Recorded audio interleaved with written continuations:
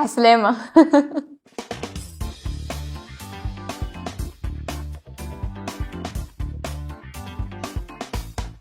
السلام عليكم ورحمة الله وبركاته. معاكم الجازية أحمد الزعابي من الإمارات العربية المتحدة.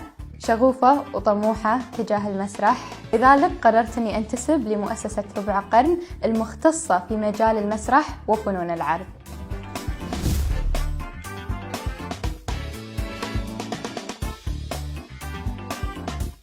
هذه أول زيارة لي لمهرجان قرطاج لفنون العرائس، وأنا جدا ممتنة لهذه الزيارة الاستثنائية اللي أضافت لي الكثير من المعلومات ومن التقنيات الجديدة.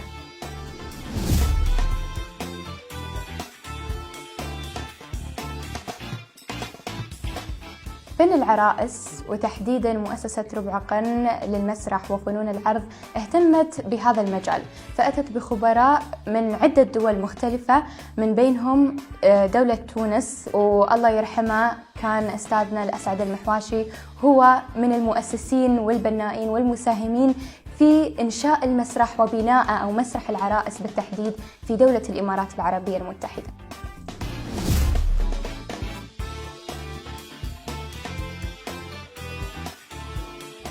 الأستاذ الأسعد المحواشي كان والد، كان دائماً وأبداً ينصحنا، يوجهنا. التوجيهات اللي كان يعطينا إياها كانت توجيهات حياتية، توصيات لبيئة. دائماً وأبداً كان يشجعنا ويحثنا على الابتكار. أذكر دائماً كنت أقول له ما أعرف كيف أسوي هذا، كيفاش نعمل هذا، الأسعد علمني.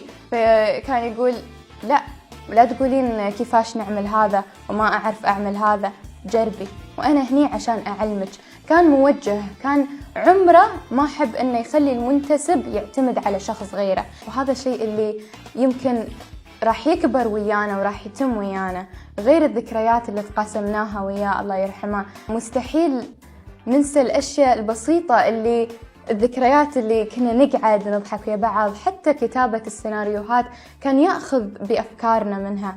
لذلك الأسعد لم يكن أستاذ، كان أب ونعم الأب لطلبته. الله يرحمه. لحظة.